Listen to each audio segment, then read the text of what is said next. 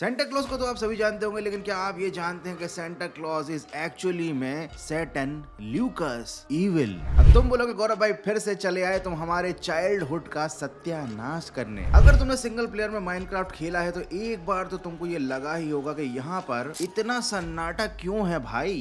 इतना सन्नाटा क्यों है भाई? वैसे तो एक सिंपल सैंडबॉक्स गेम है, लेकिन इसमें बहुत सारे एलिमेंट्स और बहुत सारी चीजें ऐसी हैं जो कि आपको अनईजी फील कराती हैं। और क्या हो अगर मैं आपसे कहूं कि ये जो माइनक्राफ्ट है ये एक्चुअली में एक हॉरर गेम है। यकीन नहीं हो रहा तो मैं आज इस वीडियो में इस चीज को साबित कर दूंगा। और हाँ, मैं आपको वो हीरो ब्रायन वाली सड़ी गली थ्योरी नहीं बताऊंगा।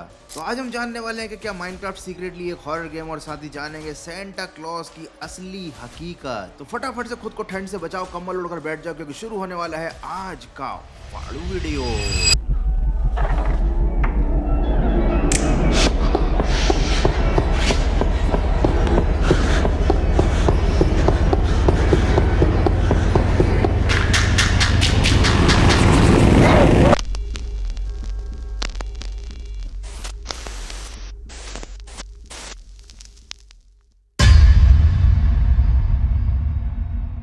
जब आप माइनक्राफ्ट में केव्स में खुदाई करते हो तो आपको लगता है कि भैया बड़ा मजा आ रहा है, मैं माइनिंग कर रहा हूँ, लेकिन आप धीरे धीरे एक डार्कनेस और एरी साइलेंस की दुनिया में खुद से जा रहे होते हो। जैसे जैसे आप आगे बढ़ते हो सन्नाटा और ज्यादा गहराता जाता है। तभी अचानक से आपको पीछे से एक हिस की आवाज आती है। आप सोचते हो कि शायद आपके पीछे कोई क्रीपर है, लेकिन ऐसा तो कुछ भी नहीं है। बार बार आपको माइनक्राफ्ट में ऐसा एहसास होता है कि कोई दूर से आप पर नजर रख रहा है। और तभी अचानक से स्पॉन होते हैं बहुत सारे ज़ोंबीज और आप उनसे अपनी जान बचाने के लिए भागते नजर आते हो। ये क्लास्ट्रोफोबिक एनवायरनमेंट, ये अनएक्सपेक्टेड मॉब स्पॉन, ये डार्कनेस और साइलेंस और अकेलेपन का ये एहसास किसी हॉरर मूवी से कम नहीं है। लेकिन ये तो कुछ भी नहीं है, इसी मनहूसियत में चार चांद लगाती हैं डिस्क 11 और 13। ये तो आपको मालूम ही होगा कि माइनक्राफ्ट की दुनिया में प्लेयर को डिस्क मिलती है जिन्हें वो बजा सकता है, जिनमें से संगीत निकलता है। लेकिन डिस्क 13 को जब बजाया जाता है तो निकलता है एक क्रीपी साउंड, एक हॉन्टेड ट्रैक। पहले तो कुछ फुटस्टेप्स और पानी की आवाज सुनाई देती है, फिर एक घुटन भरा साइलेंस और कुछ अननोन और अनसेटलिंग साउंड स्टार्ट होते हैं। लगता है जैसे कोई किसी डार्क और अबेंडेंड केव में कुछ ढूंढ रहा है। और ऐसा ही कुछ हाल है डिस्क 11 का भी। जब आप इसको बजाते हो तो आपको कुछ ऐसे अजीब व गरीब साउंड सुनाई देते हैं जिन्हें सुनकर डेफिनेटली आपका मूड खराब ही होना है। अच्छा, एक बात माइनक्राफ्ट में बड़ी अच्छी है, जब हम आगे बढ़ते हैं और हमको कोई चेस्ट मिल जाती है और उसके अंदर होते हैं ढेर सारी चीजें, तो कितनी ज्यादा खुशी होती है।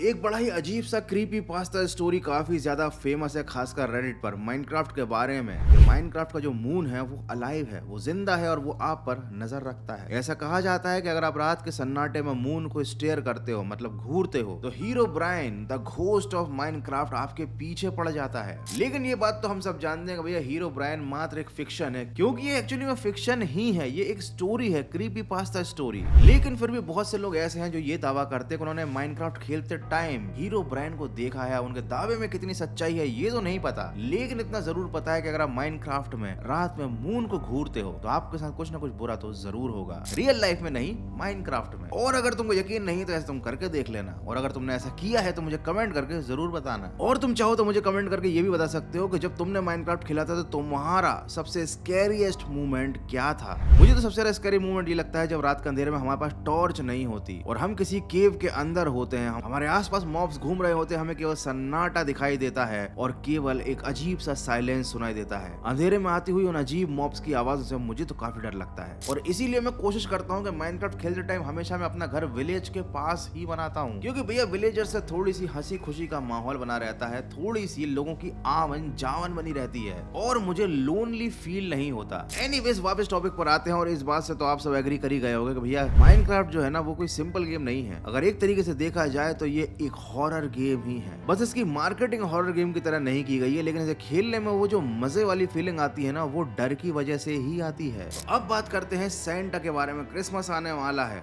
और बहुत सारे लोगों को तो यही नहीं मालूम होगा कि भैया सेंटा क्लॉज जो है ना वो कोई अच्छा इंसान नहीं है, बल्कि वो तो खुद में एक शैतान है।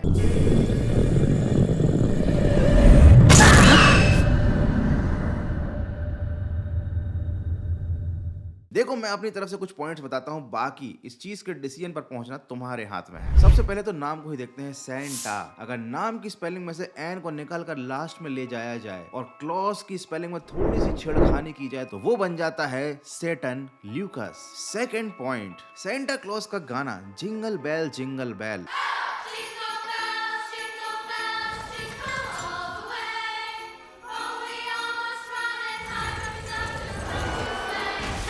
तुम्हें पता है क्रिसमस क्यों मनाते हैं? जीसस क्राइस्ट के जन्म की खुशी में। तो अगर एक्चुअली में सेंटा को जीसस से कोई लेना देना है तो भैया उसके गाने में मतलब जिंगल बेल में जीसस का या उनके बर्थ का या उनसे रिलेटेड किसी भी एक छोटी सी चीज का भी जिक्र क्यों नहीं है? और अगर एक्चुअली में सेंटा का जीसस से कोई रिलेशन है तो बाइबल में सेंटा क्लॉस के बारे में कोई भी जिक्र क्यों नहीं है? बेसिकली तो सेंटा क्लॉस का कैरेक्टर डिजाइन किया गया था मार्केटिंग के लिए, प्रोडक्ट्स को बेचने के लिए, क्योंकि एक सेंट थे जिनका नाम था सेंट निकोलस और वो बच्चों में बहुत सारे गिफ्ट बांटते थे, टॉफियां बांटते थे, तो उन्हीं के कैरेक्टर पर बेस्ड कैरेक्टर बनाया गया सेंटा।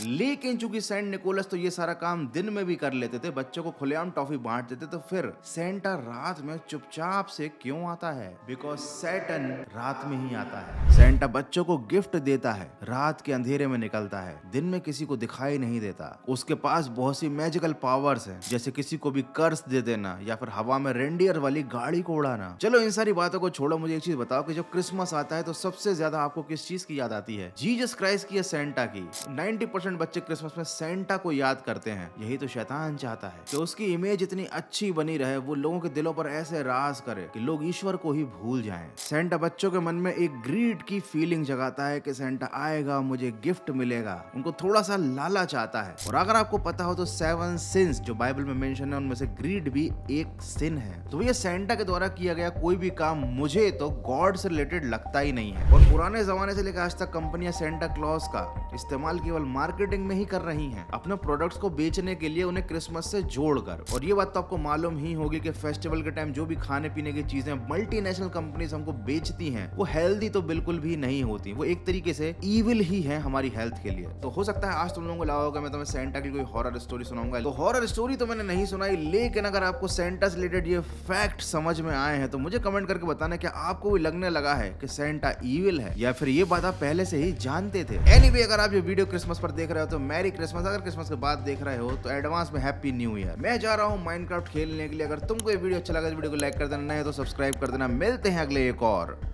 फाड़ू वीडियो में।